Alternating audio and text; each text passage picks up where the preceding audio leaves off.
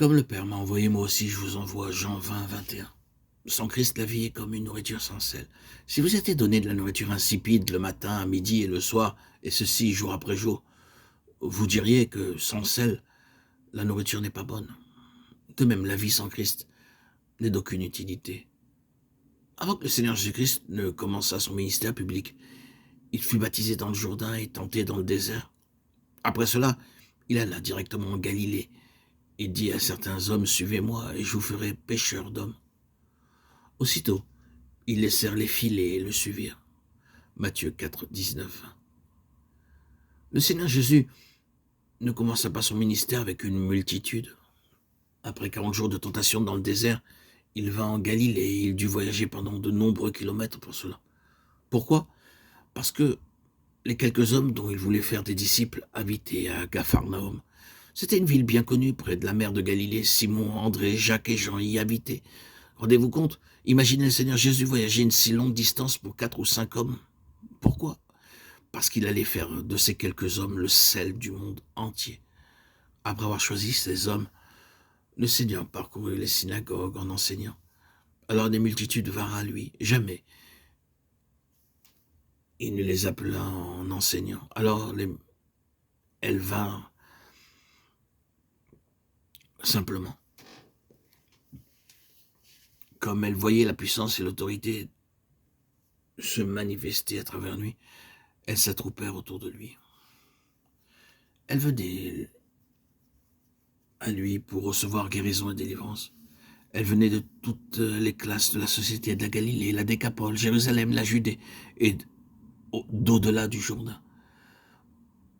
Vous êtes en ce temps-là sans Christ, privés du droit de citer en Israël, étrangers aux alliances de la promesse, sans espérance et sans Dieu dans le monde. Éphésiens 2,12. Le peuple vivant en Galilée avait tout en plénitude. C'est un pays fertile. Il était regardé à cette époque comme un pays d'abondance.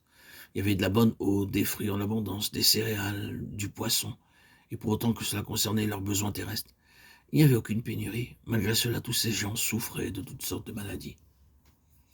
Décapole signifie un groupe de 10 villes. C'était à plus de 100 kilomètres du Jourdain. Ces 10 villes reposent dans une vaste vallée. Elles avaient de magnifiques édifices. C'était une région belle et luxuriante, offrant beaucoup d'activités dans le but d'apporter confort et plaisir au peuple. Malgré tout cela, ces gens étaient malheureux. Et ils vinrent aussi vers le Seigneur. Jésus. Jérusalem était le centre de la religion.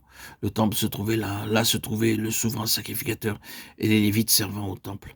Il y avait les prophètes pour donner les messages de Dieu au peuple.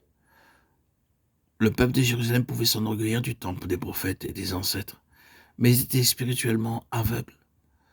Notre Seigneur attirait des gens de toutes parts. C'est pourquoi, à l'entendu de la réputation de notre Seigneur, ils vinrent à lui de différents lieux. Quel était leur état? Ils étaient comme la nourriture sans sel. Ils n'avaient pas de joie réelle dans leur cœur et leur vie. Ils étaient absolument stériles, inutiles, ne produisant aucun fruit, sans fécondité.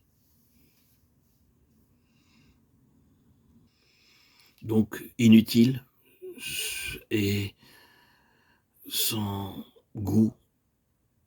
Ils aspiraient tous à trouver une force nouvelle. Et ils la trouvèrent en Christ. Ces troupes, ces foules venaient à lui tout simplement,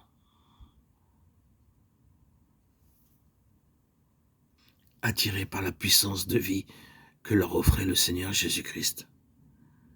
Cette puissance de vie, de résurrection que nous connaissons tous, enfants de Dieu, par l'Esprit Saint qui nous régénère en permanence et qui est notre nourriture constante, quotidiennement. Merci Seigneur Jésus pour cet Esprit Saint qui nous rassasie. Merci Seigneur pour cette présence puissante qui nous édifie. Autour de toi, Seigneur Jésus, tout un peuple t'adore, te chante. Comment il ne peut pas en être autrement, car tu donnes tant. Merci Seigneur. pour ton alliance nouvelle, pour tes promesses,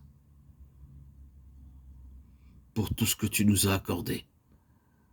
Nos regards restent toujours tournés vers toi, Seigneur, et non plus sur nous-mêmes.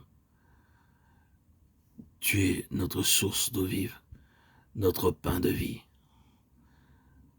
notre force vivifiante. Il n'y a de réelle joie qu'en toi, Seigneur. En toi seul se trouve la fécondité, l'abondance, la richesse et la joie intérieure. Et personne ne peut nous l'ôter. En toi, Seigneur, nous sommes guéris et délivrés. Moi-même, j'en suis le témoin vivant. Seigneur, moi qui ai vécu pendant plus de 34 ans cette bipolarité, sous les épreuves, les hospitalisations, les médicaments, tu m'as délivré, guéri par ton esprit qui est venu le jour de mon baptême, le 26 septembre 2019, par immersion dans le lac de ma ville natale, où j'ai été immergé et sorti complètement revivifié, lavé de ma lèpre, de mes péchés, de ma bipolarité, de toutes ces forces négatives qui me déséquilibraient, m'alourdissaient. Gloire à toi, Seigneur Jésus, et à ton saint nom, pour ta venue dans mon corps, dans mon être, et qui aujourd'hui encore se manifeste constamment par sa présence, par cet esprit vivant en moi. Merci Seigneur. Je vis de ta puissance et de ton autorité et je suis dans l'adoration et la joie de te suivre, Seigneur Jésus, jusqu'à mon dernier souffle.